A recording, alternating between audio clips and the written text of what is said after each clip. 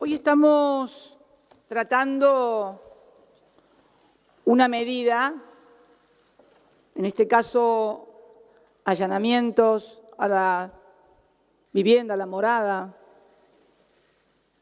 de un senador de la Nación, que es inédito. No es cierto lo que se dijo acá de que en el año 2001 se allanó a un senador con motivo del escándalo de los sobornos. No es cierto. Esta es la primera vez que se va a allanar la vivienda de senadores.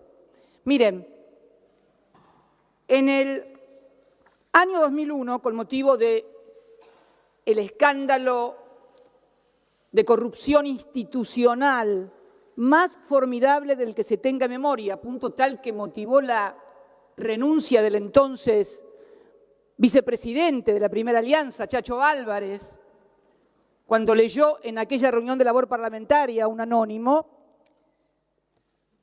el mayor escándalo del que se tenga memoria, ni siquiera en esa oportunidad se allanó la vivienda de ningún senador. Lo que se hizo fue simplemente una inspección. Aquí tengo la inspección al despacho de un senador. Genud presidía, continuamos con el orden previsto en el plan de labor parlamentaria, el extinto senador Genud, a quien conocí, fui también colega en este mismo recinto, y lo único que se hizo en esa oportunidad, donde se acusaba a los senadores de ambos partidos mayoritarios de haber recibido coimas para aprobar una ley, lo único que se hizo al despacho del senador Cantarero fue una inspección ocular por parte del juez Liporache. Mire, acá está como el parlamentario de aquella época recordaba el evento. Liporache visitará hoy las oficinas de Cantarero, casi una reunión social, señora presidenta. Es más, aquí en un acta del Poder Judicial de la Nación, referida a esa causa penal, se agregó copia de la resolución dictada con fecha 27 de septiembre del año 2000 por el Honorable Senado de la Nación, mediante el cual se autorizaba a este tribunal a constituirse en el despacho del senador Emilio Cantarero para que procedieran a una inspección in visu.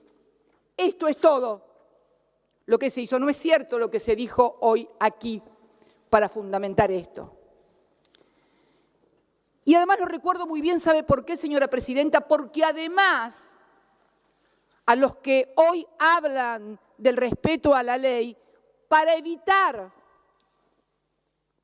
una crisis institucional que podía presuponer la declaración de un senador ante el quite de los fueros para prestar declaración indagatoria, porque en aquel momento no estaba permitido esto, no se le podía tomar declaración indagatoria a un legislador. El juez tenía previamente que desaforarlo. ¿Qué se hizo? Se modificó la ley de fueros. No solamente no se citó, no se allanó a nadie, sino que además modificaron la ley de fueros. ¿Y sabe por qué lo recuerdo? Porque yo en ese momento había dejado ya de ser senadora, me habían expulsado de ese bloque. O sea, voy a ser la primera senadora allanada, fui la primera presidenta mujer y fui también la primera senadora expulsada del bloque oficialista. Como verá, vocación de hacer cosas inéditas tengo como política. Y me acuerdo muy bien porque ya era entonces diputada de la Nación. Había renunciado a mi banca, la que me correspondía como senadora hasta el 2001, y me había ido a competir por una banca de diputados para ayudar en ese momento a nuestro partido que estaba hackeado. Y en la Cámara de Diputados presenté un proyecto de ley antes de que se produjera este escándalo de las coimas, de la famosa Banelco, presenté un proyecto de ley donde abordaba el problema de los fueros desde un aspecto jurídico y decía que cualquier legislador podía ser requerido para todas las acciones judiciales por cualquier juez sin necesidad de ser desaforado. Una cosa, puntos más, puntos menos, era eso. Me acuerdo entonces que cuando se produce la discusión, porque hubo además una solicitud de parte del Ejecutivo de entonces al Parlamento para que modificaran la ley de fueros, lo recuerdo muy bien, cuando un diputado entró diciendo, acaban de aprobar en diputados, vamos a tratar urgente esto, me acuerdo que, como también querían tratar el proyecto que yo había presentado, pedí permiso para abstenerme. ¿Por qué? Porque lo que yo había presentado como un proyecto para dar una respuesta jurídica a un problema de reglamentación de fueros, había devenido en un problema político. El problema político profundo es que para obtener la reforma laboral que precarizaba los derechos de los trabajadores, habían coimeado a senadores de los dos partidos. Este era el problema político que tenía el país. No lo tuvimos en el bloque de diputados, nosotros afortunadamente, pese a que la mesa de conducción del bloque de diputados apoyaba el proyecto que había ido del Poder Ejecutivo, algún senador que integraba esa mesa de conducción lo debe recordar, pero fue precisamente un grupo de diputados, entre los cuales estaba yo y también los diputados de la provincia de Buenos Aires, que nos opusimos tenaz y duramente a aquella ley y por lo tanto en el escándalo quedó involucrado únicamente el Senado. Esta es la historia del mayor escándalo de corrupción institucional. ¿Y por qué corrupción institucional, señora presidenta? Porque le habían pagado a legisladores para que dieran una determinada norma. Esto era el gran escándalo. Bien, 18 años después, sentada en este mismo recinto, tengo que decir que también estamos ante un grave problema político.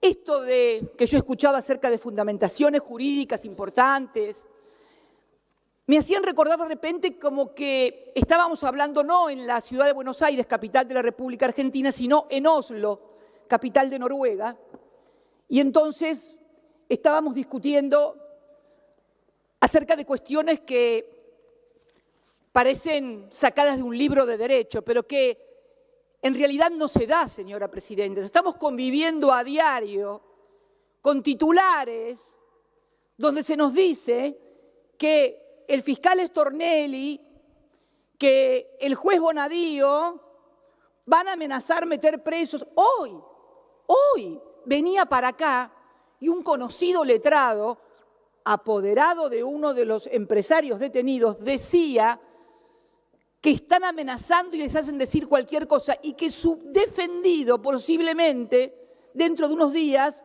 mienta y acuse a alguno para que lo dejen en libertad. ¿Pero qué? No nos damos, somos todos hombres y mujeres grandes. ¿Qué me van a decir mirándome a los ojos? ¿Que realmente creen que los que están hablando como arrepentidos están diciendo en serio la verdad? ¿Ustedes creen realmente que la patria contratista y la cartelización de la obra pública empezó el 25 de mayo del 2003? ¿En serio que se produjo esa reunión tal cual cuenta un empresario que dice que lo llamó un ministro y le explicó cómo tenían que hacer a él, que venía de varias presidencias de la Cámara Argentina de la Construcción? La patria contratista, ¿cómo se cartelizaba la obra pública? ¿En serio? En la República Argentina que preside Mauricio Macri, no Konrad Adenauer, no tenemos de presidenta a Konrad Adenauer, está de presidente Mauricio Macri, el hijo de Franco, el primo hermano de Ángelo Calcaterra, el hermano del alma de Nicky Caputo. ¿Qué me van a decir en serio? ¿Y sabe cuándo pude corroborar esto, señora presidenta, en esta causa? Cuando me levanto un día y veo un titular en un diario. Un empresario confesó que pagó $600.000 por un decreto de Cristina Kirchner. Pedí el decreto. pedí el decreto, señora presidenta. El empresario es Gabriel Romero, que no es un empresario K. Gabriel Romero empezó, era chatarrero, creo. Empezó como empresario cuando le vendieron los talleres de EMEPA en Chascomús, no en Calafate ni en Río Gallegos, ni existíamos nosotros.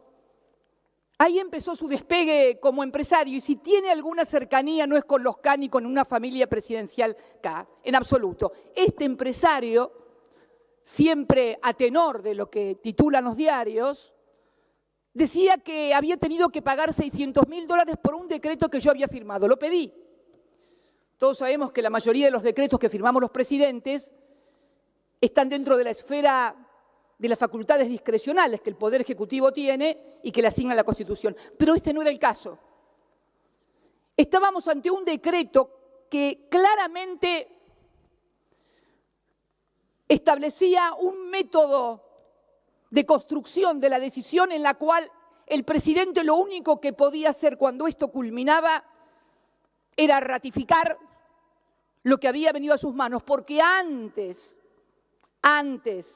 de sus manos había pasado por la del procurador de la Nación, que tenía obligación de dictaminar y lo modificó. Con la UNIREM, que hizo audiencia pública y lo modificó.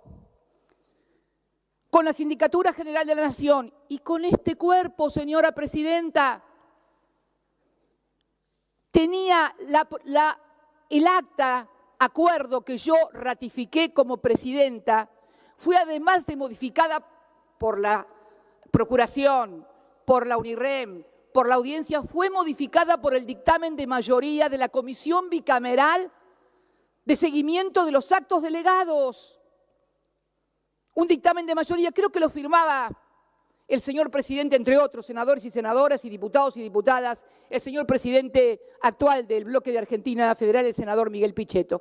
Recién después de todas esas firmas y de todas esas aprobaciones, llegó a mi despacho. Pero ahí me acordé de otras cosas también. Ahí me acordé que este decreto que versaba sobre la renegociación de la hidrovía, que mencionaba hoy el senador Pino Solanas, yo había conocido al señor Romero en el año 2008, cuando asumí como presidenta. Teníamos un problema esta renegociación del contrato. La empresa sostenía que la AFIP le aplicaba mal la liquidación del IVA, pedía que hubiera una interpretación que avalara lo que ellos sostenían que debía liquidarse como impuesto.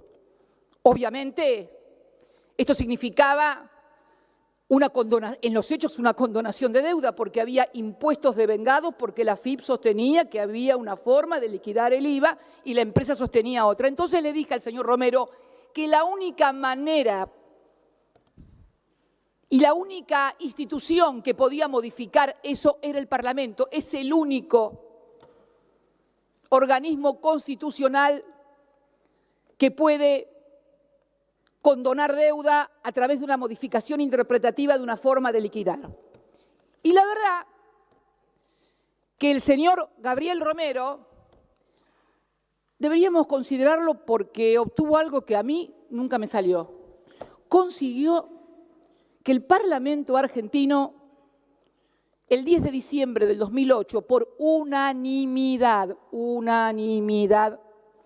sancionara una ley de 3 artículos en los cuales se modificaba o se aclaraba cómo debía liquidarse el IVA, el impuesto al valor agregado, en todas las tareas de balizamiento, dragado, etcétera. O sea, no pusieron hidrovía porque quedaba mal en la ley. Pero lo cierto es que en una ley de 3 artículos, para subsanar esa diferencia de interpretación, y digo que es notable porque a mí como presidente se me había implosionado el bloque oficialista. A partir del conflicto con la 125, algunos diputados, diputadas, algunos senadores, senadoras se habían ido. Estaba en ciernes la conformación de lo que después más tarde sería el Grupo A, con lo cual conseguir, nunca pude conseguir una ley de estas características, tributaria, condonatoria de una gran suma de dinero en materia de impuestos por unanimidad. Deberíamos considerar a este empresario como un aporte importante a la unidad nacional. Todos los que están tan preocupados por saltar la grieta, aparentemente su ductilidad y sus capacidades son mucho mejor que la mía, que las nuestras, todas en general, que seguimos votando en forma dividida. Digo esto, señora presidenta, porque a partir de ahí me di cuenta que en realidad lo que le deben haber pedido al empresario para que quede en libertad, él no fue detenido su segundo, porque además otra cosa, eran detenidos uno la tercera línea, en otra empresa la primera, o sea, cuanto más importante era el empresario o más vínculos tenía con todos los sectores políticos, menos riesgo de ir preso que el resto. Ni qué hablar del primo presidencial, que finalmente termina aportando, porque esta es la otra cuestión también. ¡Qué bárbaro! Empresarios que aportan a los populistas y los de la UH le aportan a ustedes. Pero es fantástico este país, estamos al revés, el espejo invertido, o sea, aunque claro, nos dimos cuenta que los de la UH era mentira, porque acá también se habló de paridad. El miembro informante hoy habló de paridad entre los senadores y los legisladores con respecto a los ciudadanos. Por supuesto que tenemos que tener paridad, pero también tenemos que tener paridad de un partido político y de otro partido político respecto de hechos que algunos quieren acreditarlos con fotocopias, pero resulta que acá hay 2.000 ciudadanos argentinos de carne y hueso, no fotocopias, inclusive algunos miembros connotados de la Alianza Cambiemos, como el intendente de Mar del Plata, que dice que los aportes es mentira, que no hicieron aportes. Entonces, pregunto yo, ¿de dónde salen? ¿De dónde salieron los fondos de 2 legisladores que están sentados igual que yo por la provincia de Buenos Aires? Y no por fotocopias, por testimonios, por auditoría de la Junta Electoral que acaba de decir la Cámara Electoral Nacional, que además se detectan también aportes de empleados de empresas que se decidieron aportar todos al mismo tiempo y las mismas cantidades y antes habían recibido por parte de las empresas. Y digo esto, señora presidenta, porque si algo faltaba para consagrar la persecución política y el uso del Poder Judicial como instrumento de persecución política en la Argentina, era esta causa. Mire, tengo 6 causas abiertas, 4 de asociación ilícita. Pero fíjese qué curioso, durante años machacaron que quien habla era socia de un empresario de Santa Cruz y que todo lo que tenía, no tenía o dejaba de tener era de un empresario de Santa Cruz. O también de otro empresario de medios. Curiosamente, y inclusive en el expediente de asociación ilícita por obra pública, porque hay un expediente de asociación ilícita por obra pública ya. Fíjese, sería la cuarta asociación ilícita. Una con exfuncionarios y un empresario de la construcción del sur. Otra con el mismo empresario, mis hijos y el otro empresario también del sur, que eran los empresarios K. Cuando yo pedía auditoría de la obra pública, que acabo de presentar un proyecto que espero que también me lo traten, una auditoría de investigación, pedí en todas las instancias judiciales, primera instancia, en Cámara de Apelación, en Casación, en Corte, que hagan una auditoría de la obra pública. Se negaron, dijeron que no, dijeron que era solamente Lázaro Báez y solamente Cristóbal López. Pero fíjese qué cosa curiosa, además, estos 2 empresarios no aparecen en las fotocopias. Raro, ¿no? Ercolini me embargó por 10.000 millones de pesos al momento del embargo, con $1.15 en ese momento, eran algo así como casi 700 millones de dólares. 700 millones de dólares. Y no aparece ni en una línea. ¿Sabe por qué? Tengo la certeza de por qué no aparecen en ninguna línea de esas fotocopias. Porque cuando armaron eso, esos 2 empresarios ya estaban presos. No era necesario ponerlos, ya estaban presos. Porque creo que a nadie se le puede escapar la existencia de fotocopias que han sido quemadas, de cuadernos que nadie vio y de los que lo vieron, además, sabemos quiénes son. Y no digo que no se investigue, pero reitero, si se quiere investigar, que se haga una auditoría de la obra pública. Vuelvo a reiterar, auditoría global de la obra pública. De toda la obra pública, no de la que Iguacel, actual ministro de Energía, eligió únicamente vialidad y únicamente en la provincia de Santa Cruz. Hizo una auditoría y la auditoría también le dio mal.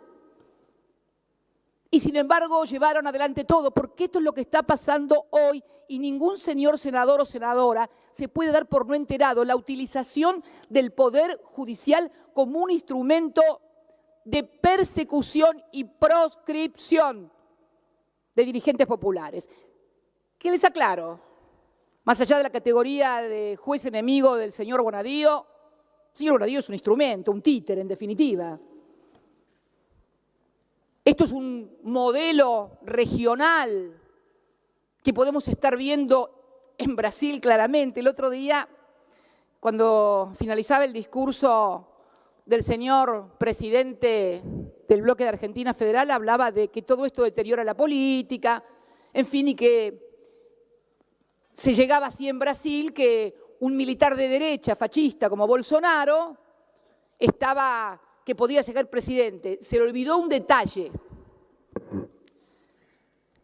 que el que puede ser presidente y gana en primera y segunda vuelta se llama Ignacio Lula da Silva. Y si no puede competir y ganar y ser presidente, ¿sabe por qué es senador? Porque lo metieron preso porque ganaba las elecciones. ¿Le suena? A mí me suena, y mucho. Me suena y mucho y me suena, y digo, señora presidenta, perdón. Y digo, señora presidenta. Diríjase a la presidencia, por favor. Sí, me dirijo a la señora. Mire, presidenta, señores senadores y senadoras, yo he sido invocada por distintos senadores un montón de veces. Que la expresidenta esto, en este recinto, en los programas de televisión cualquiera puede decir cualquier cosa, que no se atendía a la producción. Yo he soportado todas las críticas y parece ser que no puedo decir una palabra porque todo el mundo se molesta. Ustedes son testigos, señores senadores, compañeros y compañeras peronistas y colegas de las otras bancadas, cómo se me reprocha que tal política, que tal otra, que no hay autocrítica, que esto, que lo otro. Basta que yo diga algo para que salten como leche hervida. La verdad, todos son muy democráticos y amplios, en tanto y en cuanto la amplitud y la democracia se ejerza sobre otros y no sobre las propias conductas. Yo creo, sinceramente, señora presidenta, que estamos en un momento, lo decía hoy la senadora Sangnún de Santa Fe, del lawfare, en donde, decían recién un senador, no se puede comparar con la dictadura. Es que ya no es necesario recurrir a los métodos que se vivieron durante la dictadura. En aquellas etapas había que suprimir al adversario, sobre todo cuando los adversarios eran indomables e incorregibles. Hubo una generación, señora presidenta, más allá de los errores, más allá de los extremismos, más allá de las terribles equivocaciones, que no se doblaba. Esto es así. Y porque no se doblaban, los desaparecieron a los 30.000. Tan simple y sencillo como eso. Hoy ya no es necesario. Hoy no es necesario andar matando dirigentes, desapareciendo gente, porque hay otra forma de desaparición, que es la eliminación mediática. Es lo que señalaba muy bien recién el senador Rodríguez Sá cuando decía el tormento de la exhibición permanente de la foto que ven tus hijos, tus vecinos, tus amigos, tus parientes. Cuando por ahí un senador o una senadora se equivoca, aun cuando tenga posturas que yo no comparto, pero que lo toman y entonces le dan 20, lo mortifican y le dicen, mira el estúpido, la estúpida esta lo que dijo, y dale. Eso también es una forma de presión sobre los legisladores y las legisladoras. Hoy no es necesario recurrir, pero, a ver, no estoy explicando ni contando nada que ninguno de ustedes no sepa. Hoy la presión se da de otro modo. Y yo creo que esta instrumentación del poder judicial que se da aquí, en la Argentina, que se da en Brasil, que se da en Ecuador, es una estrategia regional. No tengo ninguna duda y creo que quienes estamos sentados en estas bancas, con mayores o menores diferencias, también lo sabemos. Pero, ¿por qué es necesario esto? ¿Por qué hay que suprimir? Porque alguien dijo esto le puede pasar a cualquiera. Error. Estas cosas no le pasan a cualquiera. Si los cualquiera votan lo que quiere el poder, si los cualquieras o cualquieros levantan la manito para reforma previsional, para pacto fiscal, para lo que necesite el poder de turno, no le pasa nada a nadie. Es mentira. Estas persecuciones le pasan a los que con errores y con aciertos creemos en algo y defendemos ese algo. Y yo creo en lo que hice como presidenta de los argentinos. Creo en la redistribución del ingreso. Creo en el empoderamiento de los derechos, creo en las universidades públicas, creo en la ciencia y la tecnología, creo en todas y cada una de esas cosas, creo en el desendeudamiento como un instrumento de autonomía en la toma de decisiones de un país. Sí creo en esas cosas, no me van a hacer arrepentir. Si creen que con los bonadíos, con los desafueros, me voy a arrepentir, no. No me arrepiento de nada de lo que hice. En todo caso, me arrepiento de no haber sido lo suficientemente inteligente o amplia para convencer y persuadir de que lo que estábamos haciendo, con errores o con aciertos, había mejorado la vida de millones de argentinos y había mejorado la posición de la República Argentina. Mire, presidenta, cuando terminé mi mandato, el dólar estaba a 9.60, si mal no recuerdo. Cuando fui a dar mi primera declaración indagatoria con Bonadío por dólar futuro, y permítanme una digresión con esto de dólar futuro, estamos a punto de ir a juicio oral por dólar futuro. Quien habla, mi exministro de Economía, Axel Kicillof, el expresidente del Banco Central, Enrique Banol, y todo el directorio de ese entonces del banco.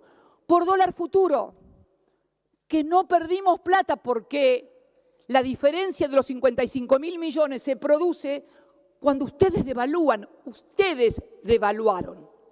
Ustedes decidieron el precio de los contratos a futuro el 13 de diciembre. Mario Quintana, domingo 13 de diciembre, en la Casa de Gobierno, con el titular del ROFEX, en una negociación absolutamente incompatible con la función pública, porque además el señor Quintana y Caputo habían celebrado contratos a futuro que fui denunciada por por el senador Pinedo y el diputado Negri. Nos denunciaban que nosotros estábamos haciendo contratos de dólar a futuro para que los amigos nuestros se llenaran de plata.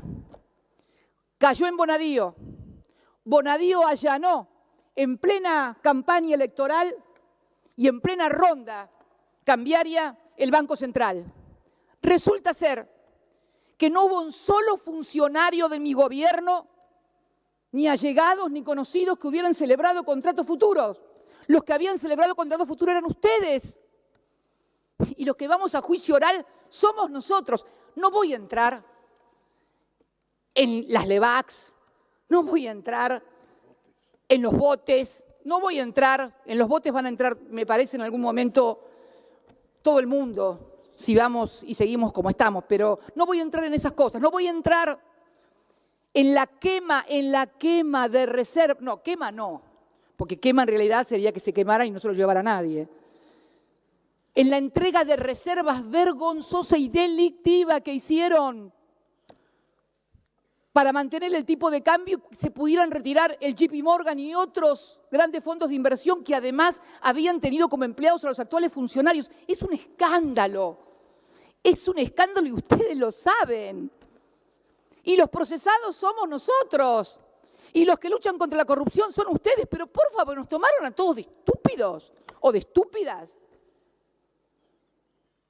Cuando fui, decía, a declarar en ese momento la indagatoria el 13 de abril del 2016, el dólar estaba ya a 14.60, creo, 14.60. Voy por la sexta declaración indagatoria y el dólar ya va a 31 pesos. ¿Ustedes creen que van a solucionar o tapar el sol con la mano a partir de, como dijo algún ministro que reputado periodista, que no es acá precisamente, dijo, bueno, si no hay pan, que haya circo? Esta es la otra gran maniobra del lawfare. Al mismo tiempo que sirve para perseguir y proscribir, sirve para distracción, que debo decirle cada vez le da menor resultado, porque cuando la gente le empiezan a llegar las facturas que le están llegando de luz, de gas, cuando no le alcanza para comer, la verdad que las tapas de Clarín son buenas, pero ¿sabe qué? En el café con leche o en el mate cocido no sirven. Ahí hay que poner pan o galletitas. Tampoco sirven para hacer guiso, ni los zocaleros, ni los diarios.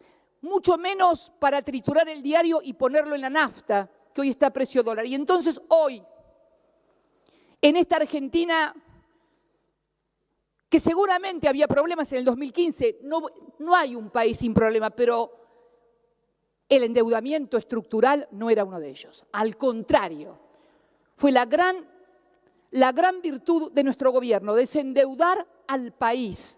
Tanto lo desendeudamos que ustedes pudieron contraer una deuda superior, muy superior en 2 años y medio a la que contrajo la dictadura militar durante toda su gobierno. Es increíble lo que han hecho. Han endeudado en más de 100.000 millones de dólares el país. ¿Dónde está, señora presidenta, los 100.000 millones de dólares?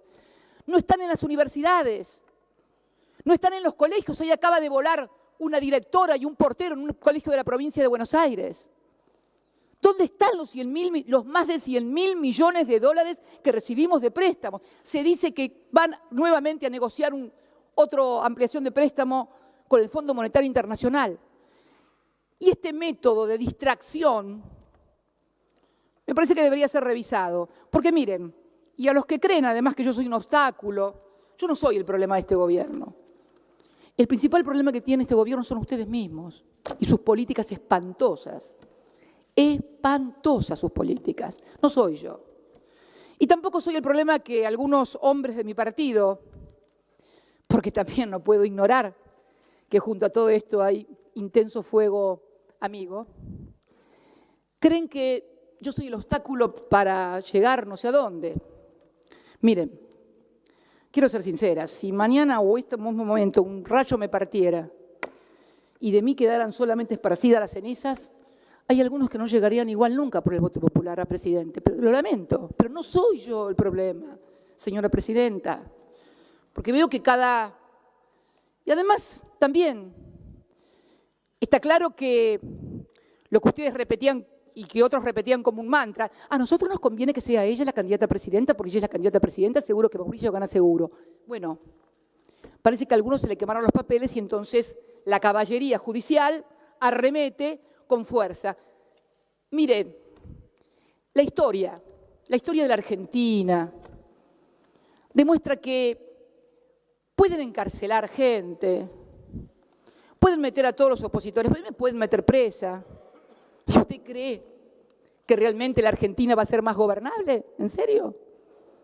Yo me atrevo a decir que no es así, que al contrario, deberían comenzar a intentar rever políticas en lugar de insistir en ese tipo de cosas. Y en cuanto a lo que se ha presentado como que yo planteo condicionamientos al juez, ¿a ustedes les parece, después de haberme escuchado en todas las radios y la televisión de la República Argentina, reproducidos mis diálogos privados con otro de los miembros de la asociación ilícita, a la sazón presidente del Instituto Patria, Oscar Parrilli, donde me anunciaban casi con marquesinas conversaciones privadas que habían sido grabadas por escuchas judiciales que dependen de la Corte? ¿Escucharon algún miembro de la Corte, de los que hablaban durante mi gobierno del derecho, de las instituciones y la transparencia? ¿A alguien se le movió un pelo al ver que una expresidenta de la Nación, sus conversaciones privadas son difundidas? ¿Les parece en serio que no tengo derecho a desconfiar? Hoy mismo subí a mi red un videíto que andaba circulando por la red respecto del allanamiento de una inmobiliaria en Río Gallegos. 3 allanamientos sufrió la inmobiliaria de Río Gallegos, 2015, 2016 y 2017, todos de Bonadío. Y ahora presentaban una imagen de la inmobiliaria desocupada. ¿Sabe qué recuperamos? Recuperaron la imagen inicial, la que había salido en el 2015, editada por Perfil, donde estaba la inmobiliaria con sus carpetas, o sea, la inmobiliaria ocupada, que fue el primer allanamiento. Esto es la manipulación descarada de la justicia, de las filmaciones y de los registros. Pero además, señora presidenta, también he sido objeto de vigilancia por parte de personal de la AFI. ¿Alguien imagina lo que hubiera pasado si nos hubieran encontrado a nosotros con personal de la AFI o de la ex-CIDE monitoreando en la Fundación Pensar o en la suya misma? Capital se llama, no, Suma se llama la suya, Suma. A ver qué es lo que hacían, quién salía, quién entraba. Esto está pasando en la República Argentina. Por lo tanto, no hablemos como si estuviéramos en Oslo. No estamos en Oslo. Estamos en un país donde en los diarios sale escrito en letra de molde que el presidente se reunió con Angelici, Stornelli y Calcaterra para ver cómo iba a declarar, y ahí apareció la declaración de los aportes de campaña, que de esta manera exculpaba a los empresarios. Empresarios que se presentan como víctimas. Estos empresarios blanquearon, en el blanqueo que ustedes sancionaron, sumas millonarias. Charlaba el otro día, ayer, con la senadora por Mendoza, Fernández Agasti. Durante mi gobierno, la empresa Pesca Armona entró en proceso de quiebra. ¿Sabe lo que hacía el Estado argentino? Le pagaba repros para que no despidiera trabajadores. Y ahora nos enteramos que el señor Pesca Armona es uno de los que blanqueó, en el blanqueo de ustedes, más de 100 millones de pesos o de dólares o no sé qué cosa. Esto es lo que está pasando. Deberían caer todos los blanqueos y debería caer el secreto fiscal. Esto es lo que está pasando. Víctimas. ¿En serio? ¿En serio creemos esto? Entonces, señora presidenta, yo digo que hay una manipulación descarada, humillante, grosera, de hostigamiento permanente hacia mi persona. Y la verdad que si creen que con esto van a hacer que cambie mis ideas, o que vote lo que ustedes quieran, o que me calle la boca, y no.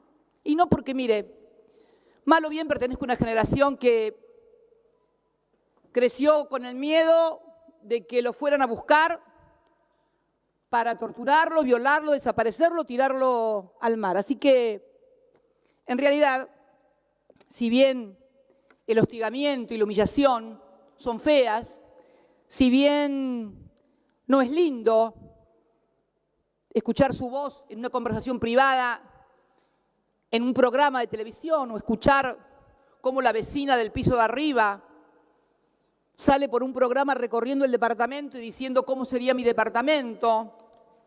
Así estamos en la República Argentina. ¿En serio que piensan que viven en un país normal? ¿En serio que piensan todos ustedes que viven en un país normal? Por Dios, yo nunca he visto una cosa igual. Miren, yo fui muy opositora al menemismo, muy. De hecho, me echaron del bloque. Pero la verdad La verdad que al lado de lo que se está viviendo ahora, por Dios, llamen a ese estadista otra vez, por Dios. Es terrible lo que está pasando en la República Argentina. Entonces me parece, señora presidenta, que cuando digo y pido a mis colegas, ya redondeo, señora presidenta, y pido a mis colegas que no haya registros fílmicos, es porque sé que después invariablemente salen en todos los medios y en todos los programas de televisión. Porque ha sido una conducta constante, entonces tengo derecho, me parece, a querer resguardar esto. Y había pedido también la presencia de senadores, porque fíjese qué curioso, en lo que leí de los senadores. Cuando era senador, el senador Alberto Rodríguez A., el hermano del actual senador, cuando se produjo, mire usted, cuando se produjo la inspección ocular al despacho de Cantarero, dice el senador Rodríguez A., me parece que no tomamos la previsión, senador Alberto Rodríguez A., señor presidente, se dirige a Yenud, estoy de acuerdo con todo lo que ha dicho el señor presidente de la Comisión de Asuntos Constitucionales. Me parece que no tomamos la previsión de agregarle a la resolución que tiene que haber algún senador presente cuando venga el señor juez a los fines de tener una cordialidad con el Poder Judicial y con los señores senadores que están en la causa. Es lo que corresponde para el buen procedimiento. Fíjese, hasta para una inspección ocular a un despacho de esta casa se proponía y se aceptaba que un senador pudiera estar presente como un procedimiento de garantía. Pero, bueno, la verdad que ustedes consideran que el doctor Bonadío es un juez imparcial. 6 causas, 5 fueron iniciadas e impulsadas por él. Casi tiene fuero de atracción sobre Kirchner, o sea, así como hay fueros de atracción, un juez universal. Es un juez universal como fuero de atracción. Cuando aparece algo que es Kirchner, ¡ping!, como hacen en la quiebra o en la sucesión, que finalmente el juez termina trayendo todas. Señora presidenta, señores legisladores, señoras legisladoras, somos todos grandes. Yo creo que es lícito que haya gente que no me quiera, yo tampoco quiero a algunos. Es lícito que haya gente que piense mal, que no me quiera. Ahora, lo que sí es lícito, lo que no es lícito, es que realmente quiera hacerse aparecer como estamos ante un sistema justo, transparente y con jueces imparciales. Reitero, la paridad, y ya termino, a la que hacía mención hoy el señor miembro informante, debe realizarse con todos nosotros. Usted misma, señora presidenta. Usted le fueron encontrados en su casa bolsos con dinero. ¿Le allanaron su casa? Nadie le allanó su casa. Su empleada había dicho, por ejemplo, que recibían siempre o se veía esos... Bueno, le digo, señora presidenta, que esto pasó y hubo una causa judicial. Por otra causa judicial similar, la ministra Micheli renunció, fue juzgada, separada del cargo. Hoy lo menciona un dirigente social en un interesante artículo sobre la doble vara. Y este es el principal problema que tenemos, señora presidenta. ¿Cómo vamos a creer si cuando es alguien de Cambiemos, cambian el fiscal para que no moleste? O piden el expediente de un desafuero que, si es alguien del Frente para la Victoria, se tramita en una semana. En una semana se tramita si es el Frente para la Victoria. Si es de Cambiemos, y hoy escuchaba decir que fue confirmado por casación el pedido de desafuero, por casación, ya nada falta. Sin embargo, hace meses y sin embargo el desafuero no se trata. Así que, señora presidenta, no es cierto esto de la paridad, no es cierto esto de la igualdad, no es cierto esto de la transparencia. Todo tiene que ver con todo. Si es de oficialista, de Cambiemos o vota lo que quiere Cambiemos, no tiene problemas. Si no, sí hay problemas. Este es todo el problema que tenemos hoy, nada más ni nada menos, señora presidenta.